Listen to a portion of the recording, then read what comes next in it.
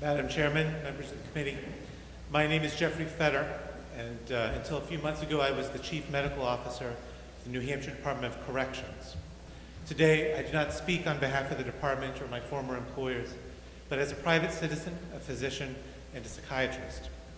I want to acknowledge the irreparable harm that inmates convicted of capital crimes have done to families and friends, and the value I place on the officers who stand in for us.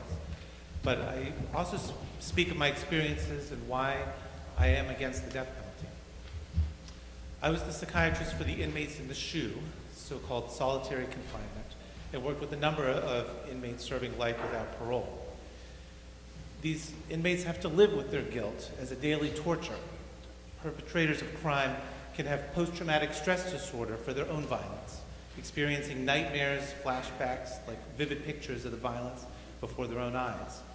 Some experience a constant feeling that they are about to be attacked, even when they know they are not. I knew a man who had intrusive memories of a victim's mother's face. He saw her face in his dreams, the expressions from the trial. This fellow was a mess and was desperate to do something, anything, to make up for what he had done. He did not go out for fresh air time or take visits like most inmates. He thought of suicide constantly, and I do not doubt for an instant he would have killed himself if we were not preventing him.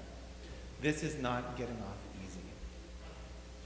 One thing I learned is that the statutes are a blunt instrument, not sharp enough to tease apart those who will work through guilt and reform from those who will continue to be selfish and cruel. You can't predict someone's moral life by looking at the type of crime they committed. I know a murderer who will spend his life in prison, but has become a hospice volunteer to try to pay back the fact he could not be there for his dying father. But let's be real, there are scores of inmates in for much lesser crimes, like receiving stolen property or drug offenses, who manipulate others for their advantage and fight and extort each other. Some get longer sentences for crimes they commit in prison. Who can know if someday they will find their way? Is the same as with capital crimes. Some will and some won't. I remember in medical school I went to AA meetings a few times to learn about recovery from substance abuse. I remember a lot of these meetings had a guy in the back who had been through hell in his life, but had worked his 12 steps and showed up to make coffee early and sponsored new members. He had a firm handshake and looked you in the eye. Finding redemption through service to others is the 12th step. And this was my hope for my patients in the SHU. We talked about this a lot, especially the lifers, trying to figure out their own unique path to becoming something more than the hollow soul who arrived in prison. This is my objection to the death penalty.